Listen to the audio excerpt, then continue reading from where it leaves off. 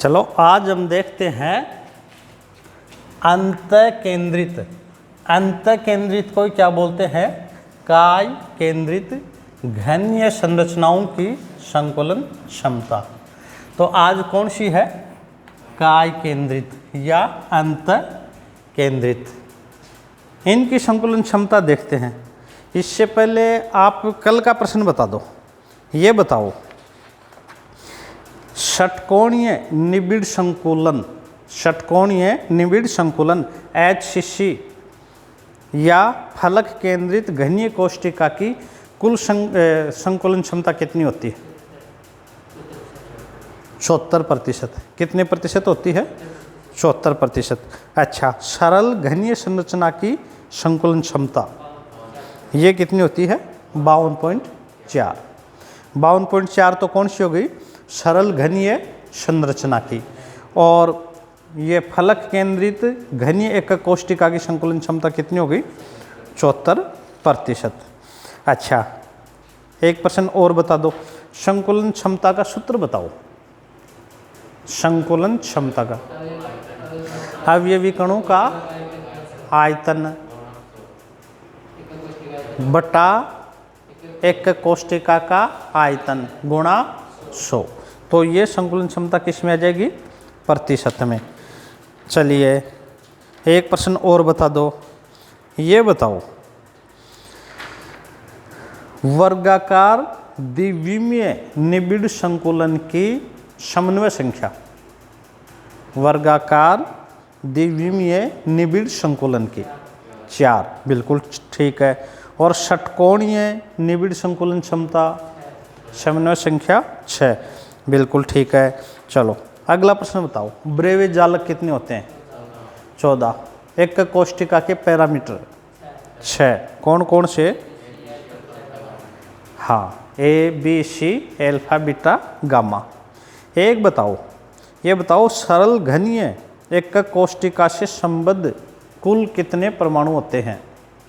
सरल से, सरल में केवल कोणों पर होते हैं, कितना होता है? 1, बिल्कुल ठीक है, ये होता है 1।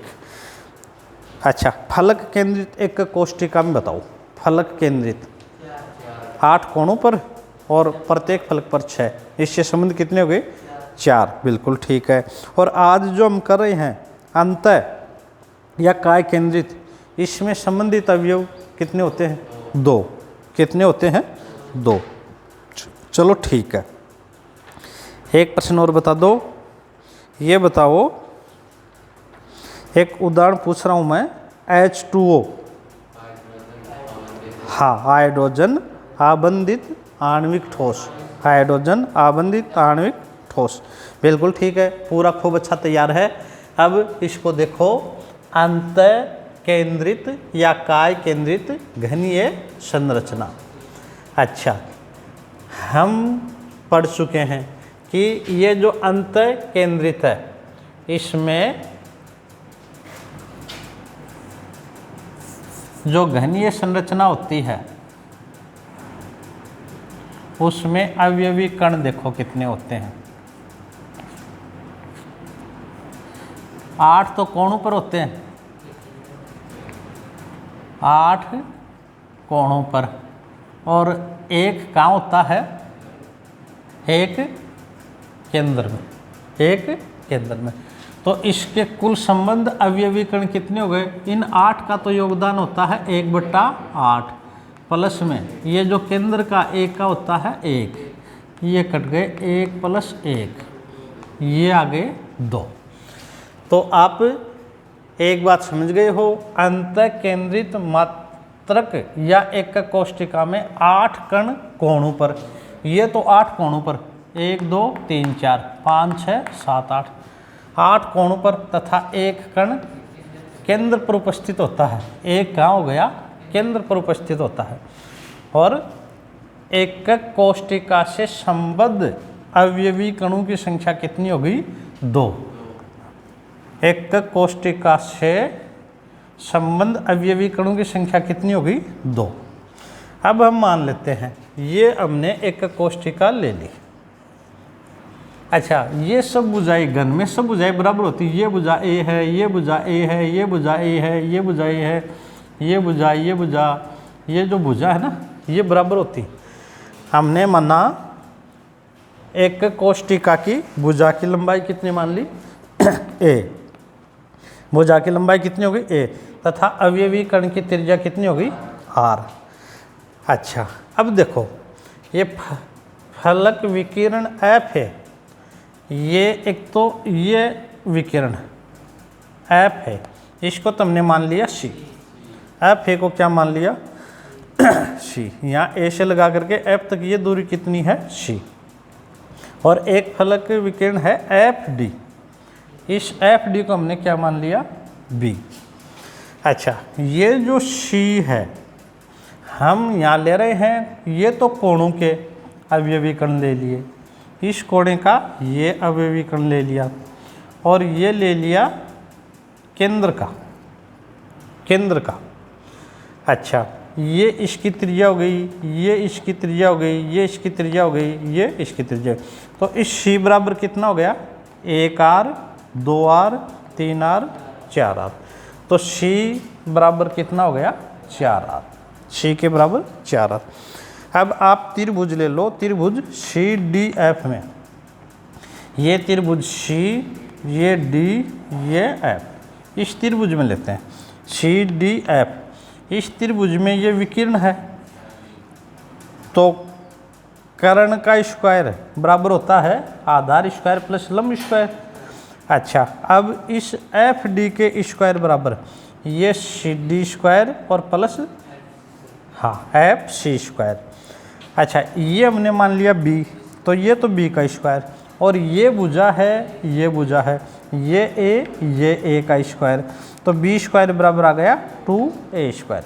इसको समीकरण नंबर दे दो 1, ये समीकरण नंबर हो गया 1। अब ले लो इस त्रिभुज में, त्रिभुज ए डी एफ, ये ए, ये डी एफ, इसमें ये विकिरण है ए एफ स्क्वायर बराबर, इसके बराबर हो जाएगा ये ए डी और प्लस में डी एफ। अच्छा, अब इस सी स्क्वायर बराबर, सी स्क्वायर बराबर ये हो गया ए एफ, ए डी तो हो गया ए स्क्वायर, ये ए है, और ये हमने क्या मान रखी है बी, ये हो गया बी स्क्वायर, या सी स्क्वायर बराबर ये ए स्क्वायर, पर हम समीकरण 1 में कर चुके हैं, बी की स्क्वायर बराबर क्या हो गया 2a स्क्वायर, तो इस b के स्थान पर क्या लिख दिया 2a, तो 2a स्क्वायर, एक स्क्वायर, ये कितना आ गया 3a स्क्वायर, क्योंकि b स्क्वायर बराबर है 2a स्क्वायर। अच्छा, अब देखो तो c स्क्वायर बराबर कितना हो गया, c स्क्वायर बराबर 3a स्क्वायर, वर्गमूल ले लो दोनों तरफ, यहाँ c का वर्गमूल तो क्या आ गया c आ गया, और जब इसका वर्गमूल लेंगे तो a हो जाएगा, और 3 का वर्गमूल √3, तो c बराबर हो गया √3a। अच्छा, ये समीकरण हो गया 2। हम पढ़ चुके हैं c बराबर क्या होता है 4r, 4r, तो इस c के बराबर क्या लिख दिया 4r बराबर √3a। a का मान ज्ञात करें हैं, a भुजा है विकिरण की, तो a बराबर 4 पहले से ही है, √3 नीचे आ गया, और ये r, ये समीकरण हो गया 3, ये भुजा का मान आ गया, भुजा की लंबाई। अब अवयवी कण का आयतन, अवयवी कण है ये हमने लिए हैं गोला, और गोला का आयतन क्या होता है 4/3 पाई r की क्यूब। BCC कोष्टिका में संबद्ध अवयवी कणों की संख्या होती है 2, ये 1 का है, तो अतः अवयवी कणों का कुल आयतन, इसको 2 से गुणा कर दिया, 2 4/3 पाई r की क्यूब। अच्छा, एक का कोष्टिका का आयतन, इसका सूत्र होता है भुजा की पावर 3, भुजा क्या है a, तो a की पावर 3, और a का मान रख दिया समीकरण 3 से, a के बराबर क्या गया 4/√r, और इस पूरे के होल क्यूब। अब हम ज्ञात कर लेते हैं BCC एक कोष्टिका की संकुलन क्षमता। संकुलन क्षमता का सूत्र क्या होता है? अवयवी कणों का कुल आयतन और एक कोशिका का आयतन गुणा में 100। अच्छा, अवयवी कणों का कुल आयतन ये आ जाएगा 2 4/3 पाई r³ और एक कोशिका का आयतन ये 4/√3 और इसके पावर 3। अब इसको हल कर लो। ये 2, ये ले लिया हमने 4, ये ले लिया पाई और ये r³ और ये आ गया गुणा 100। अच्छा, अब नीचे देखो 4³ को खोलो, 4 3 बार आ जाएगा, 4 गुणा 4 गुणा 4, 4 चौक 16 और 16 चौक 64, तो ये आ गया 64 और ये r³। अच्छा, अब ये जो नीचे है √3, इसको 3 बार गुणा करो, 3√3 गुणा √3, तो √3 गुणा होकर 3 आ जाएगा और ये है √3, तो ये आ गया 3√3 और ये जो 3 है इसको हमने लिख दिया यहाँ। चलो आगे देखो, अब इसको हल करते हैं। ये 2, ये 4, पाई का मान लिख दिया 22/7 r³ गुणा में 100 और ये जो नीचे होता है ये ऊपर चला जाएगा 3√3, ये आ गया 64 r³, ये 22/7 का आ गया और ये 3 है, ये 3 आ गया। अब इसको काट दो, r³ से r³ काट देंगे। अच्छा, इनको काट दो, देखो 4 दूनी 8 और 8 8 64, 8 बार कट गए, 8 8 64। इसको काट दो 2 से, 4 दूनी 8, 11 दूनी 22। अच्छा, इस 3 को इस 3 से काट दो, ऊपर क्या बच गया? ऊपर बच गया, हाँ ये आ जाएगा, इसको मिटा देता हूँ मैं। अब देखो, एक तो 11 बच गया, 11 और एक क्या बच गया? √3 और एक बच गया 100, ऊपर तो बच गया ये। अच्छा, नीचे क्या बच गया? ये तो आ गया 4 गुणा 7, 2 ही बचे हैं। अच्छा, इसमें भी आप काट दो, 25 चौका 100।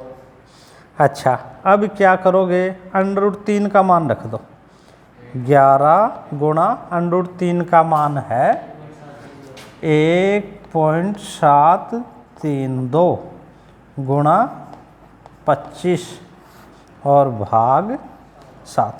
इनको गुणा कर लो और गुणा करके कितने का भाग दे देंगे तो कितने प्रतिशत आ जाएगा?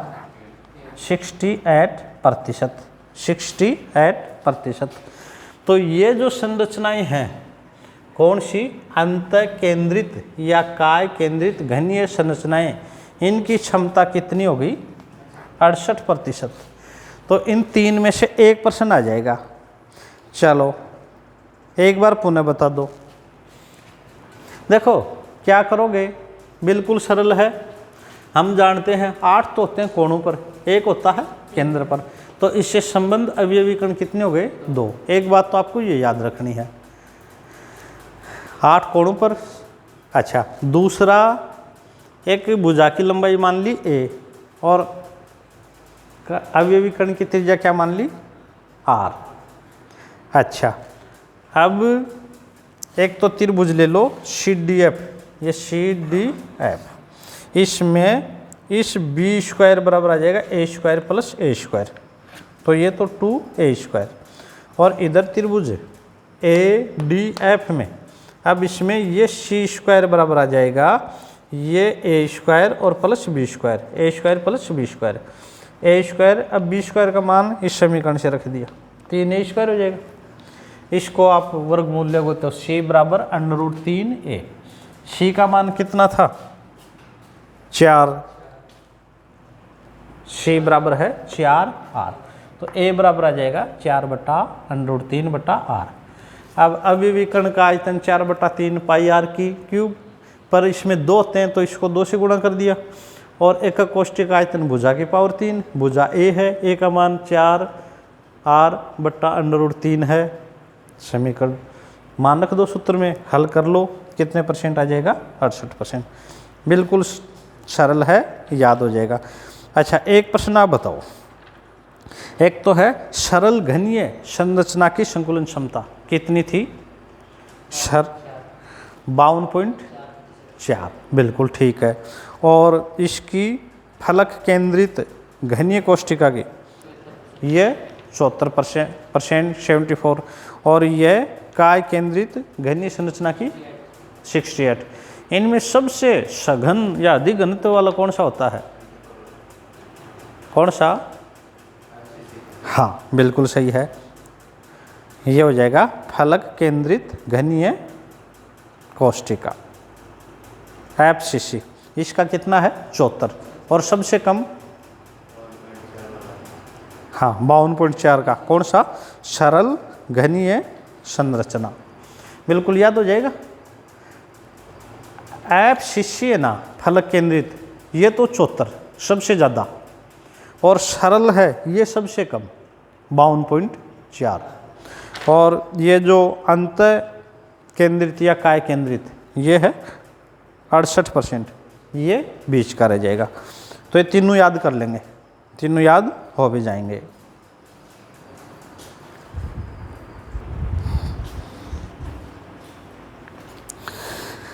चले, अब हम कर रहे हैं एकक कोष्ठिका का घनत्व ज्ञात करना।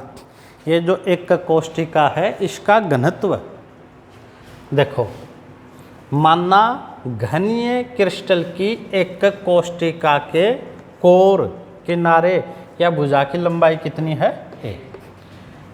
घनीय जो एकक कोष्ठिका है उसके किनारे की लंबाई कितनी मान ली? a। जैसे ये घनीय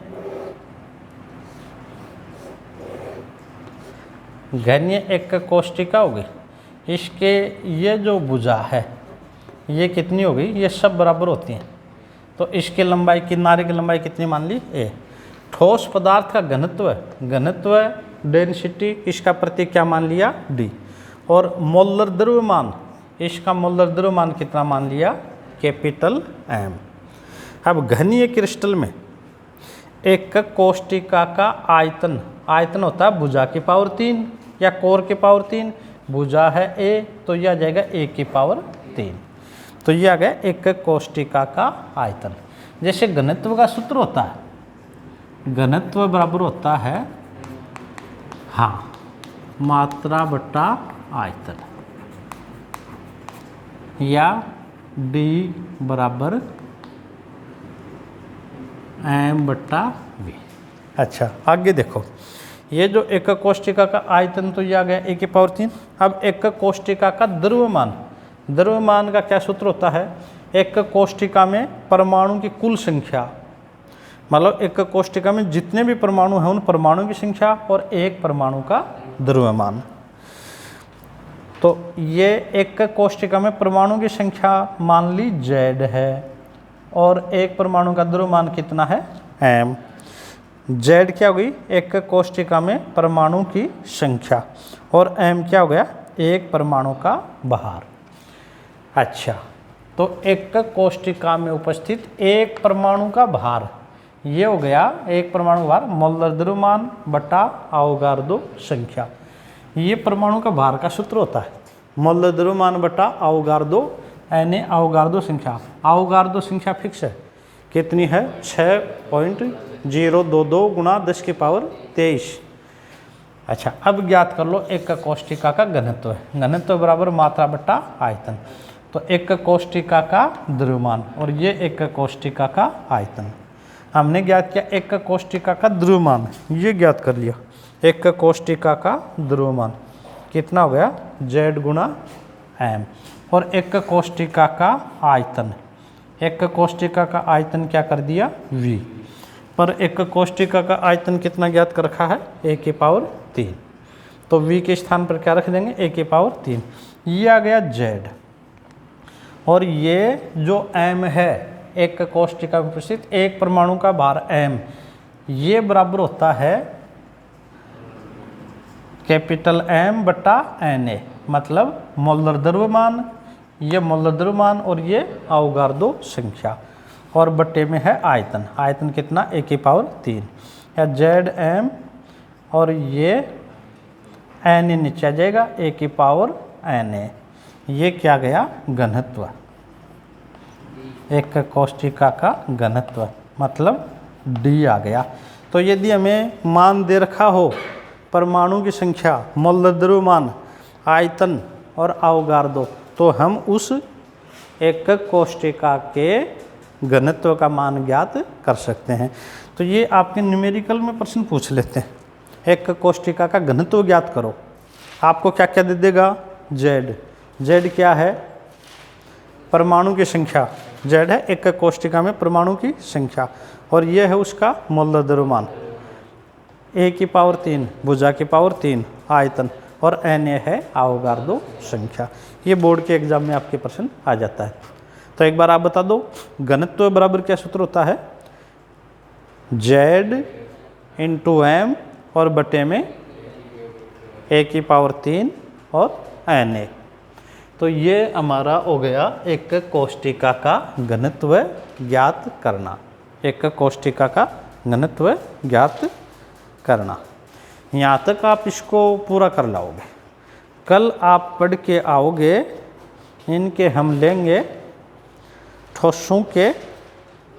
ठोसों में अपूर्णताएं लेंगे, है ना, खूब इम्पोर्टेंट है। ठोसों में अपूर्णताएं, शॉर्टकी दोष और फ्रेंकल दोष हर एग्जाम में आते हैं, खूब महत्वपूर्ण है। कल इसको तैयार कर लेंगे।